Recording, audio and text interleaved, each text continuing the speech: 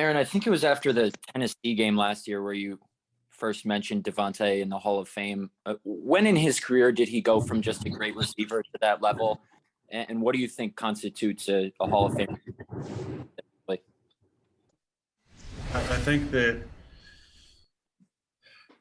an easy barometer is being top three at your position for an extended amount of time. I think that should definitely warrant consideration. I think that's why guys with shorter careers have probably deserve to be there. When you have sustained success and you're one of the top three at your position for multiple years, that, in my opinion, should warrant consideration. I feel like Devontae has done that the last 3 years and been a top three player at his position. And obviously the numbers bear that out. Mark Daniels. Hey, Aaron, Happy New Year to you in advance of the weekend. In bitter cold, how does that impact catching snaps, handling the ball, throwing the ball?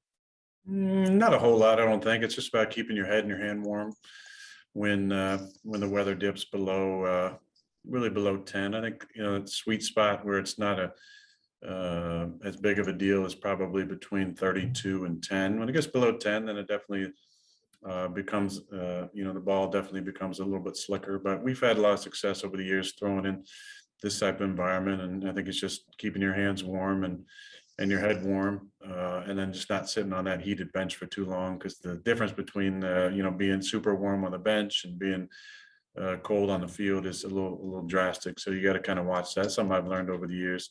You gotta watch the big temperature swings, because that's how your body, I think, cools down a little bit more than it would naturally if you just kind of move around on the sidelines and not sitting on the bench or stand in front of the heater for an extended amount of time. Rob Domofsky.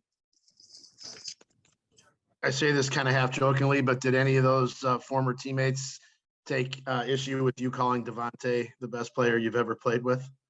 No, I mean, I think it's obviously no disrespect to any of those guys. It's just, and I've played with some incredible players, but the kind of dominance that I've seen from Devontae, I think, warrants that type of praise.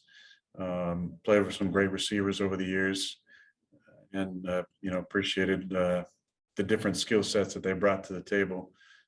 But I just feel like the way Devontae has been playing the last few years, it's something that I haven't quite seen, during my 17 years. Steve McGargy. Matt LaFleur tied the record for the most head coaching wins by anyone in his first 3 seasons on Saturday. I'm just wondering, what's the biggest thing that's impressed you about the job he's done these last few years? And how do you kind of sense he's evolved as a head coach since he first arrived there? Yeah, I think he's definitely evolved. I think it's trust and obviously dealing with different situation, different type of player in me, and skill set that I bring to the table. It's been a good marriage of our personalities and our philosophies. I think he did a good job of making me feel like what I brought to the table was important by blending, I think, the system in the first year and really the first off season. I thought we made a bunch of strides in really whittling down some of the things on both sides, some of the stuff that I thought was great that might not fit the scheme and the personnel that we had, and some of the stuff that he brought to the table that didn't quite fit the personnel that we had, and really honing in on the concepts and the ideas that we really were good at. I thought was great. He does a good job of delegating responsibilities. I talked about that yesterday.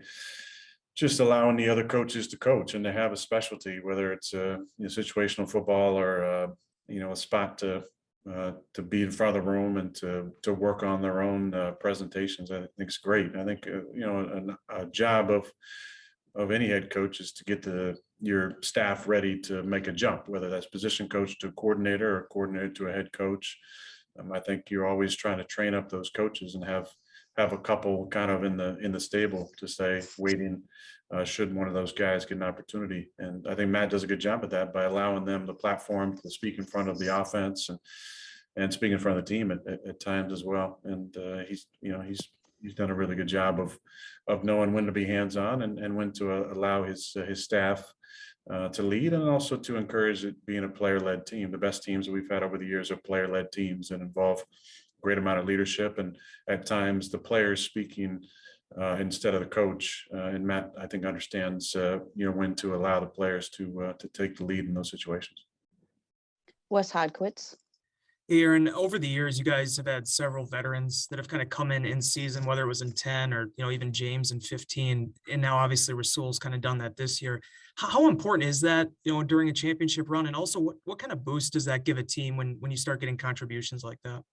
Yeah, it's a great boost. It's unexpected. And I think that's the beauty in each season. It's always different. And there's an initial roster that gets cut down on those cut days, and it always looks different week 1 to, in this case, week 18. There's guys that obviously get injured. There's guys that have strong performances and are ascending players. There's guys who are plateauing or maybe struggling at times. There's guys that come off the street that make an impact, and it's always interesting to see which guys those are. I mean, I look at the initial roster, especially on the P squad over the years. We've had guys jump up off of that and make big, strong contributions for us. And Rasul this year is one of the guys that really jumps out. I mean, he came from a practice squad to the active, and we had a lot of injuries, and nobody really knew a whole lot about him. And he's contributed from just about the first snap. He's been competitive and around the football a lot, and then he made splash plays and continues to do that. And that's the fun thing about this league, is it just takes maybe one of those plays sometimes for a player like that to be a P squad guy has been cut by a number of teams to a star. And that's the beauty and confidence and the beauty in making the most of your opportunities. And some guys get more than others. Some guys only get a few, but the guys that make the most of those opportunities, the guys that contribute and last in this league. And as far as the type of person that he is and the teammate, it's been great to see success come to Rasul, because he's done things the right way for us. Brian Wood. Hey, Aaron, Devontae always plays well, obviously, but through the middle of November, he wasn't getting into the end zone much this season. And obviously over the last 5 games, he's been on some kind of streak. I'm wondering what changed for him, especially inside of the red zone. I don't think anything specifically changed. I just think there's more targets and the approach. I felt like, we may have, thrown it a few more times in the red zone as the weeks have gone on a little bit more. But also a lot of that dictates on coverage, and we've done a good job, I think, of moving him around a lot, which sometimes we can avoid some of those doubles that he gets in the red zone. And because of that, he's had more targets. You look at the 2 touchdowns he had last week were both against single coverage. One was against an empty pressure, and the other was against more of a goal line type defense. And he's obviously had a lot of success when he's single covered. Dave Schrader. Hey, Aaron, hope you had a Merry Christmas and a happy early New Year. You mentioned the sweet spot for weather and holding the ball between 32 and 10. I was looking at the weather for last year's playoffs, 35 against the Rams, 29 against the Buccaneers. Is it true in a sense that this time of year and in the playoffs, the colder, the better? And when it does get below 10, do you still feel the colder, the better? Or is that the cutoff where you wouldn't like it to be colder than that? Oh, no. I mean, I like it colder, the better. We've played in some, I think of the San Fran playoff game from years ago that was really, really cold. I mean, it was probably the second coldest game that I've been around, maybe third coldest, counting the 2 Chicago ones, the Chicago one, and then the Giants playoff in the 07 championship, January 08 NFC championship. That was bitter cold for sure on that day. But for the most part, the colder it is, the slower the rush, and the offense can have an advantage, especially on a field that could be slick based on the elements and the home field advantage that we have with our crowd and being at home and not having to travel is a big deal. So it's all those things. The weather is a part of it. The crowd is obviously a big part of it. The footing is a part of it. And if you can handle the elements like we've handled it for the most part over the years, then I think it gives us an advantage. Jason Wilde. Hey, Aaron, how are you? Good, buddy. Thank you. Before I ask my question, your old friend Homer wanted me to clarify something. On the telecast, they said that you were giving 443 to Brett's grandson, Parker. Is that the case, or is he getting like 444 or 445 instead? That was definitely a request from Brett, but nothing's been sent just yet. I got to find it first. I don't know what Red did with it. All right. And then, listening to you yesterday talk about your future with Pat, I know we talked a couple times last year about how deliberate you were being about savoring every moment in case it was your last year.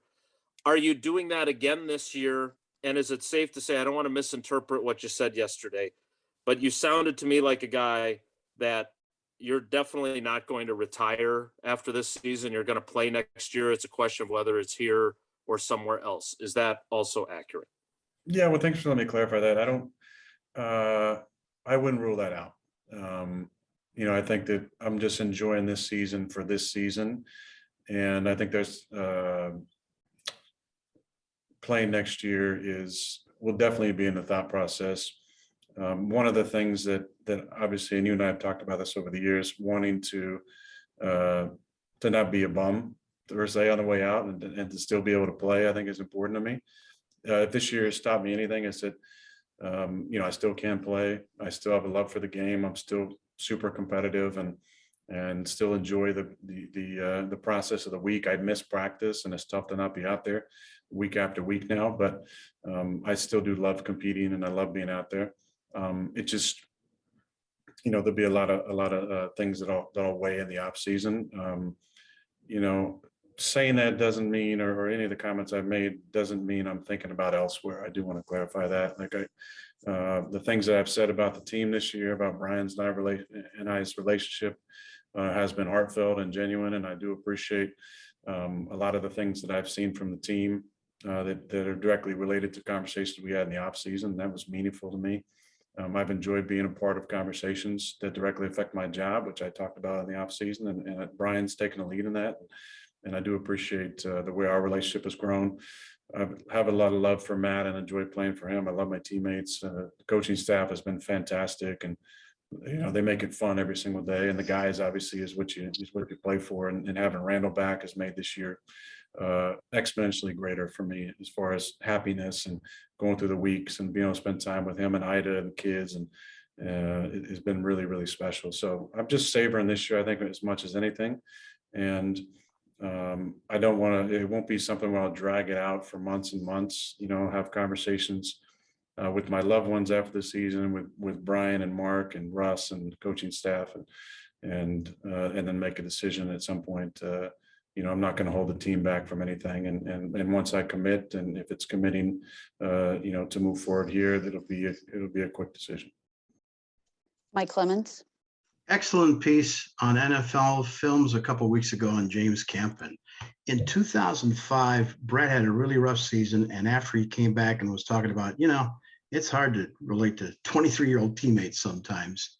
And I had a chance to talk to Bart Starr, who played for 16 seasons, and I said, "What's that like when you're on your third or fourth generation teammate?" And Bart's reply was, "Cherry and I loved Green Bay. We lived there for 35 years. We had all kinds of friends around the community." You saw how those two guys processed that. How did you adapt that for your own at this point of your career?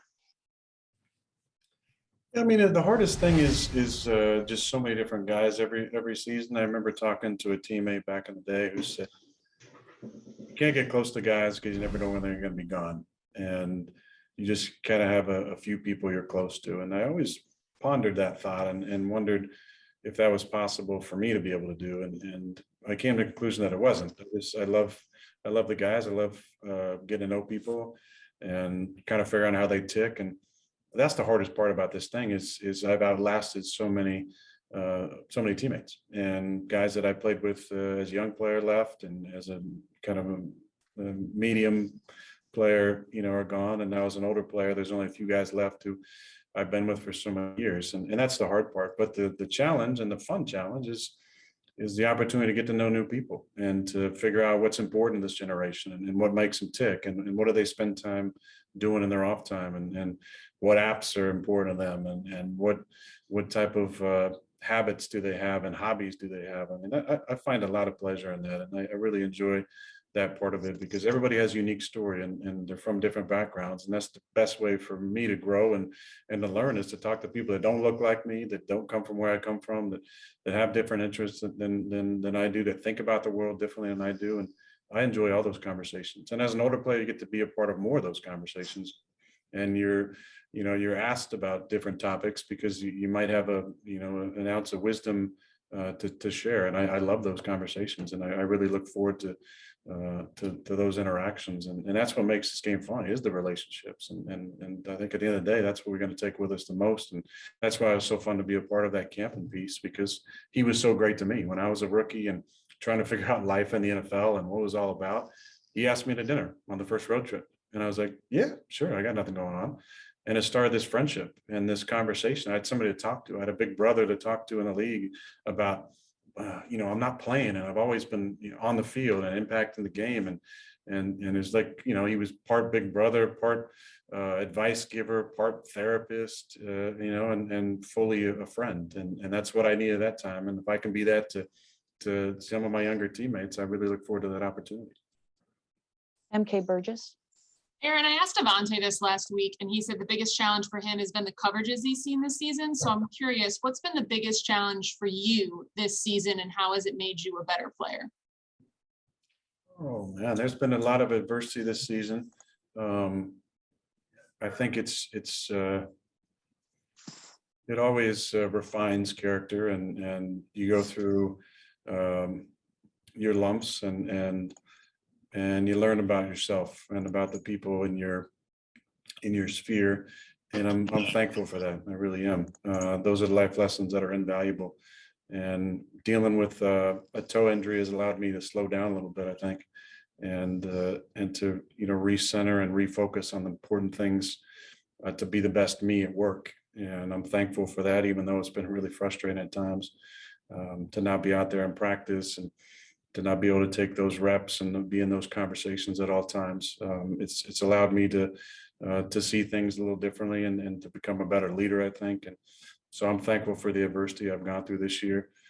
Thankful for the support from so many people, in my life, and the silent majority. And I think that's been some of the biggest lessons this year. Aaron Nigler.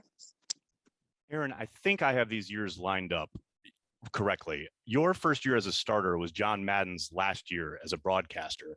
And I know you guys had one Sunday Night Football game that year, that Cowboys game. Do you remember what that production meeting was like? Do you remember much about it? Do you remember, were you nervous? I mean, the fact that Brett had done those for 3 years and now it was your turn, and generally just any thoughts and memories of John in wake of his passing. Yeah, thanks for that question. It may have been in this room, actually. It was in one of these rooms here in the hall. And of course I was nervous. I mean, it was John Madden. John was one of the voices of my childhood, as was Alex Trebek. So similar, meeting people like that who you felt a kinship to because you heard their voice all the time. It was Pat Summerall and John Madden for years. And then John and Al Michaels, on Monday night. So I was a kid in a candy store in that. I mean, I was so excited to meet him, to be around him, to hear his voice in person. That was a big thrill. It was very similar to the first time I did a production meeting with Keith Jackson. Keith Jackson was working with Dan Fouts, and they did a bunch of West Coast games. And Keith, again, another voice of my childhood. I mean, watching Saturday football was hearing Keith Jackson's voice. And I think we all have these specific individuals who bring back nostalgic memories for us, and we're thankful for those moments. And a lot of times you hear that voice or a soundbite can take you back to a memory or a time in your life that you associate something special with, a special moment. And I'm thankful for John for changing the way that we all, I think, watched football, and the excitement that he brought to the broadcast, and his sounds and his conversation and his All Madden team and his Thanksgiving Day turducken and all the different Maddenisms that he brought. And obviously the game. I mean, one of the first games I played on an old Sega Genesis was Madden 94. And we wore that game out and had a blast doing it. So I'm thankful for John and his contributions, and obviously saddened to hear of his passing. But that first production meeting was so special for me, and I'll always be thankful to have gotten the one. We'll do one more. Mike Spofford. Hey, Aaron, I hope it's okay to ask you this with a couple games to go, but I'm sure there's been only one player to win more than 3 MVPs. I'm just wondering, what are your thoughts? What would it mean to you to potentially win a 4th one here? And given everything you've been through with the toe injury, the adversity you talked about before, would it mean anything extra special to do it in that context? Well, and COVID, yes, 100% it would. This has been one of my favorite years of football. It's hard to think of a year that I've enjoyed more than this one, even with all the adversity. And it's a lot of things that I mentioned. Obviously, having Randall back and getting even closer with David. Loving the coaching staff, the response from the fans, the support that I've gotten, and then the ability to still go out in the field and perform. I've told the guys this a few times when I've had the opportunity to speak to them pregame. One of the greatest satisfactions in life is being held to a standard by your teammates and living up to that standard. And I know when I take the field that there's a standard those guys hold me to, and there's an expectation of performance. And to be able to go out there and perform week after week the way that I want to perform has been extremely meaningful to me. And I'm thankful for this opportunity to still be starting here in Green Bay and to lead this team and to play at a high level and to continue to grow through the adversity, through the ups and downs, the frustrations, and the successes and the triumphs. I've really enjoyed this season, and I would definitely love to finish out the year strong and win my fourth.